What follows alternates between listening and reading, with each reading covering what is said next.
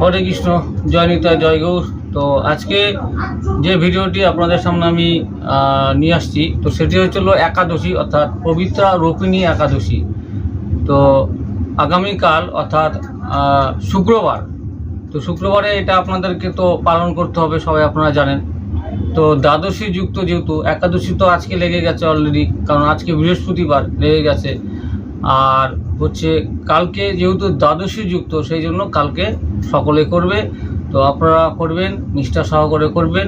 আর আজকে যেহেতু যে সংকল্প করতে হয়, সেই জন্য যে ভগবানের কাছে বসে আপনারা সংকল্প করে নেবেন একবার, যে আমি যেন কালকে এই যে পবিত্রা রোপিণী একাদশী ব্রত নিষ্ঠা সহকারে পালন করতে পারি। ভগবান জয় শ্রীকৃষ্ণ।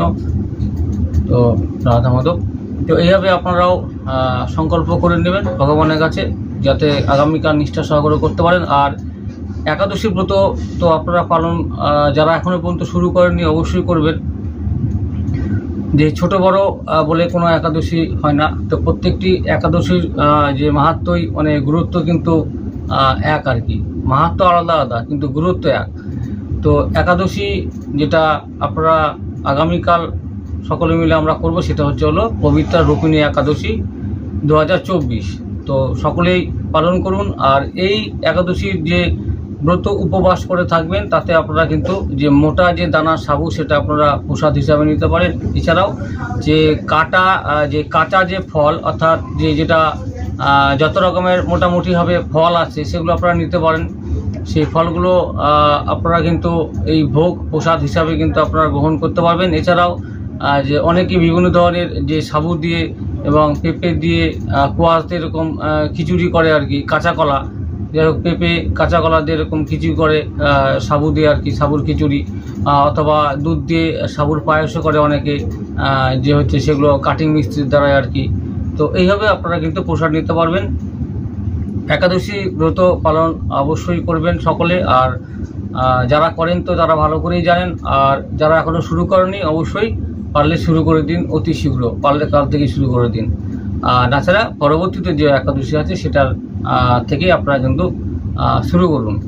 তো একাদশী ব্রত পালন করা অবশ্যই ভালো। শ্রীকৃষ্ণের আরাধনা সেই দিনটিতে সম্পূর্ণরূপে সেই দিনটিতে করতে হবে, এবং শ্রীকৃষ্ণের যে নাম সংকীর্তন, হরিনাম সংকীর্তন আপনারা করবেন সারাদিন ধরে।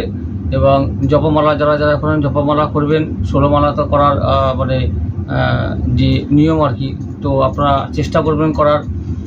আর হচ্ছে খুব অসুস্থ বা কোনো কারণবশতের জন্য আপনারা নিয়মের রক্ষার জন্য কিন্তু আপনারা 2 মালা অথবা 3 মালা বা 6 মালা এরকম করে করতেও পারবেন, কিন্তু 16 মালা হচ্ছে নিয়ম আর কি। যাই হোক, আর এই একাদশীর যে ব্রতকথার মাহাত্ম্য, সেটা আপনাদের সামনে আমি বলে পড়ে শুনিয়ে দিচ্ছি। তো আপনারা কিন্তু অবশ্যই শুনবেন। আর একাদশী প্রত্যেকটি করার চেষ্টা করুন। একাদশী ব্রত একদম যে ভগবানের যে সান্নিধ্যে যে কৃপা লাভ করার জন্য সেই একটি রাস্তা আর কি। আর একাদশী ব্রত যারা পালন করবে, তাদের আর কোনো উপবাসের দরকার পড়ে না, শাস্ত্রে বলেছে আর কি। উপবাসের কোনো দরকার পড়ে না। তা সত্ত্বেও মানুষের যেহেতু যে মন মানে না, সেই জন্য বিভিন্ন ধরনের উপবাস কিন্তু তারা করে থাকে। তো এইভাবেই আমাদের যে নিত্য যে সংসার, সেই হচ্ছে দায়িত্ব এবং কর্তব্য, সেইভাবেই কিন্তু আমাদের পালন করে যেতে হচ্ছে এইভাবে। তো হরে কৃষ্ণ, জয় নিতাই, জয় গৌর। একাদশীর শ্রাবণ শুক্লপক্ষিয়া পবিত্রা রোপিণী একাদশী। তো এটা হলো যে শ্রীধর মাস যেহেতু, তো শ্রাবণ শুক্লপক্ষিয়া পবিত্রা রোপিণী একাদশী। তো এটির আমি মাহাত্ম্য কথা বলে আপনাদেরকে আমি শুনে দিচ্ছি আর কি। তো ভবিষ্যত্তর পুরাণে যুধিষ্ঠির শ্রীকৃষ্ণ সংবাদে যে শ্রাবণ মাসের শুক্লপক্ষিয়া পবিত্রা রোপিণী একাদশী মাহাত্ম্য বর্ণিত আছে। তো যুধিষ্ঠির মহারাজ শ্রীকৃষ্ণের নিকট প্রশ্ন করলেন যে, হে মধুসূদন, শ্রাবণ মাসের শুক্লপক্ষিয়া একাদশীর নাম ও মহিমা যে কৃপা পূর্বক আমাকে বলুন। তদুত্তরে শ্রীকৃষ্ণ বললেন, হে রাজন, যে পাপ হরণকারী এই একাদশী মহিমা আমি বলছি, মনোযোগ সহকারে শুনুন।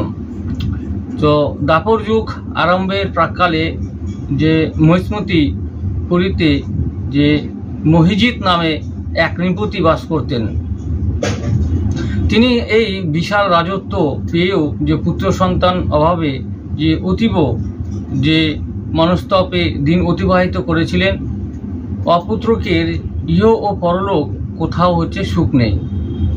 তাই যে যাগযজ্ঞ এবং দান ধর্ম শুভকর্ম ও নানান দেবদেবীর পূজা যথেষ্ট করা সত্ত্বেও যখন কোনো পুত্র সন্তান লাভ হলো না, যে তখন পুত্রতুল্য সব প্রজাদের একদিন রাজপ্রাসাদে আহ্বান করে প্রজাদের নিকটে জিজ্ঞাসা করলেন, হে প্রজাবর্গ, যে এ জন্মে যে আমি তো তেমন কোনো যে গর্বিত কর্ম করিনি, কোনো ব্রাহ্মণ দেবদেবীর ধনসম্পত্তি তো আমি লুট করিনি, আপনাদের সকলকে আমি যে পুত্রবৎ ও স্নেহ করি, আপনাদের যে অমঙ্গল যে কামনাও কোনো দিন করি না।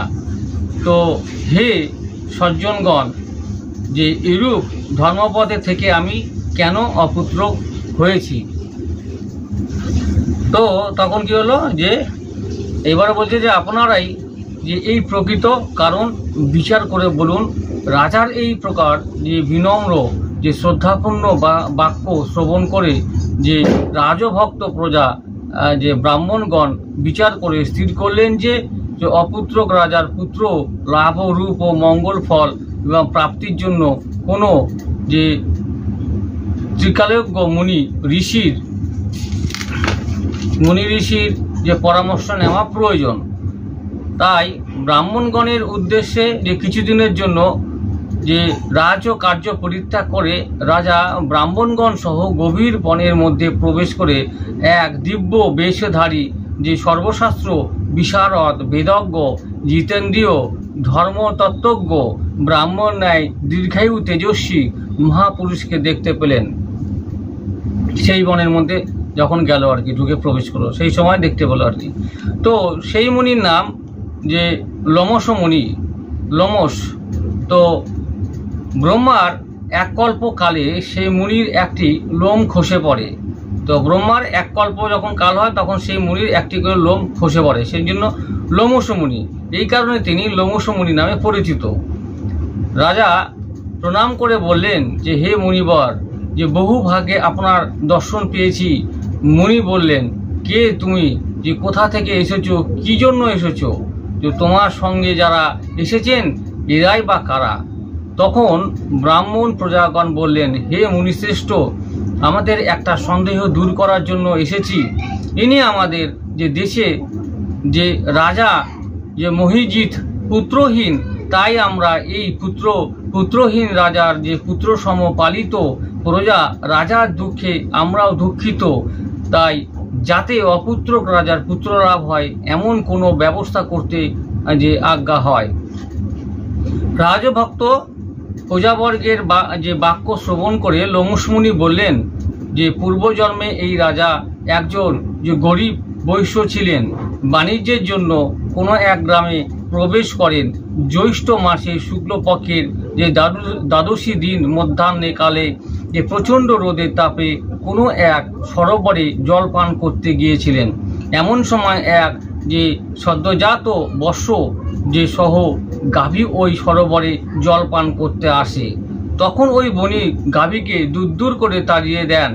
অত্যন্তই তৃষ্ণা কাতর যে বাধাপ্রাপ্ত গাভীর প্রতি যে অপরাধজনিত দুষ্কর্মের জন্য এই হচ্ছে বণিক বর্তমান জন্মে রাজা হয়েও অপুত্রক হয়েছে।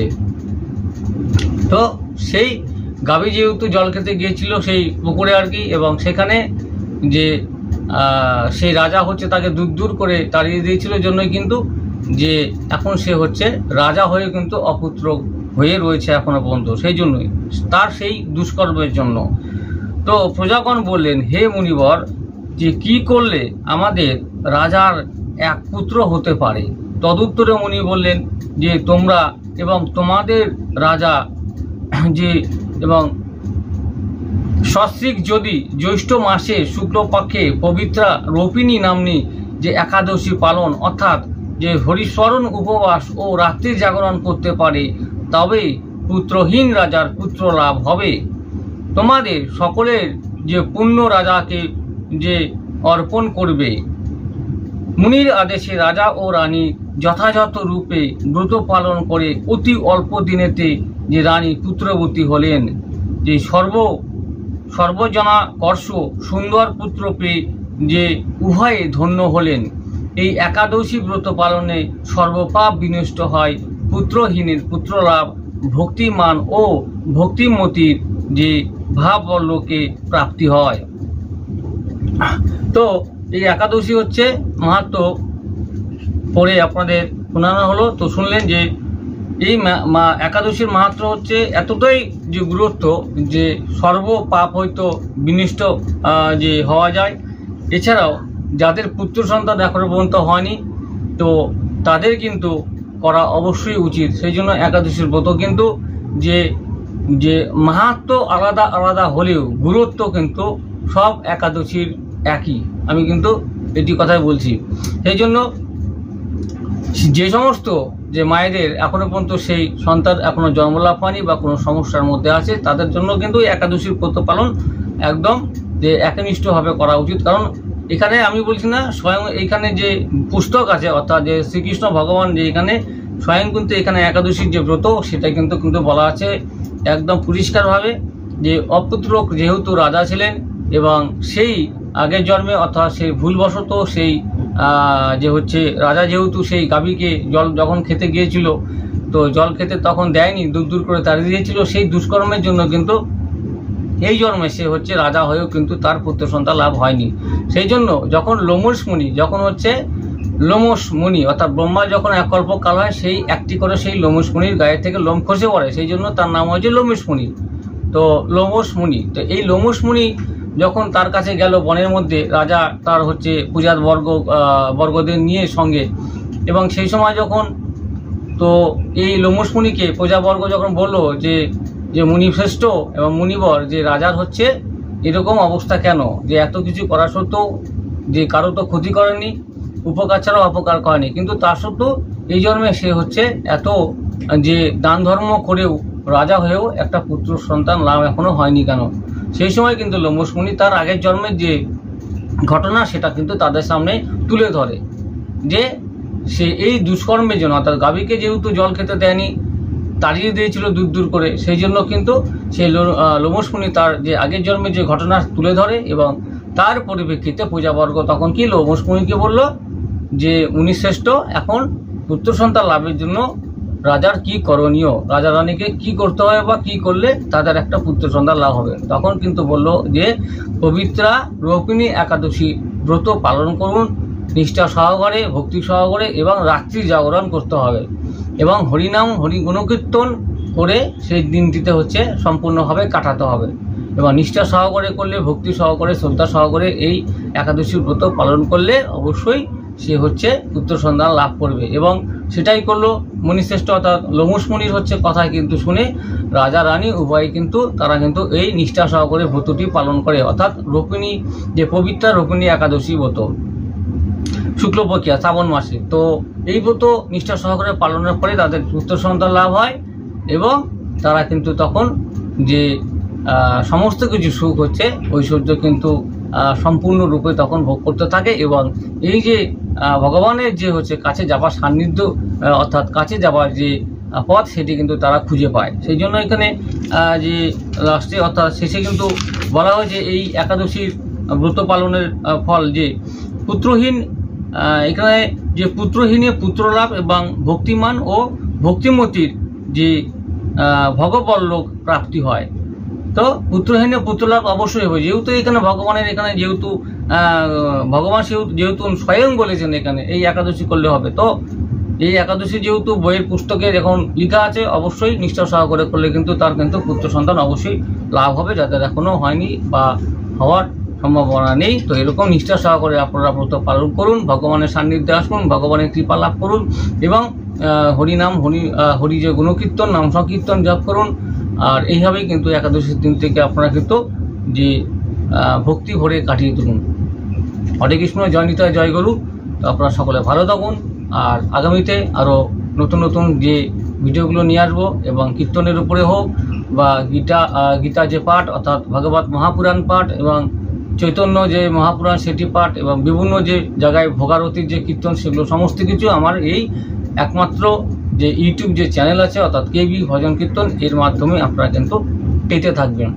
তো আমি যে আপনাদের উপরে অর্থাৎ স্ক্রিনের উপরে আমি হোয়াটসঅ্যাপ নাম্বার দিয়েছি 9614300997। আপনারা যদি কোথাও আপনাদের ভোগারতি অর্থাৎ মহাপ্রভুর যে ভোগের কোনো কীর্তনের ব্যবস্থা করতে চান বা করেন, আমাদের বলতে পারবেন এই ফোন নাম্বারে। আমরা আমাদের যে যথাসাধ্য দূরত্বের মধ্যে হলে আমরা অবশ্যই আপনাদের ওখানে গিয়ে কীর্তন করে আসব। এছাড়াও বাড়িতে যে নাম সংকীর্তন, গীতা পাঠ থেকে শুরু করে পদাবলী কীর্তন সমস্ত কিছু কিন্তু আমাদের লোকজন দল আছে, আমরা কাজ করি এবং এইভাবেই কিন্তু ভক্তির সঙ্গে যুক্ত হয়ে আছি। আর এইভাবেই যে ভগবানের যে নাম সংকীর্তন করে চলছি। হরে কৃষ্ণ, জয় শ্রী রাধে, জয় নিতাই, জয় গৌর। সকলে ভালো থাকুন, সুস্থ থাকুন আর এইভাবেই পাঠগুলো দেখতে থাকুন। আর আপনারাও কিন্তু সঙ্গে সঙ্গে যে পাঠগুলো যদি নাও পড়েন অবশ্যই কান দিয়ে কিন্তু একবার হলেও শ্রবণ করবেন, তাহলে কিন্তু একই ফললাভ পাবেন। সকলে ভালো থাকুন। হরে কৃষ্ণ, রাধে রাধে, জয় নিতাই, জয় গৌর।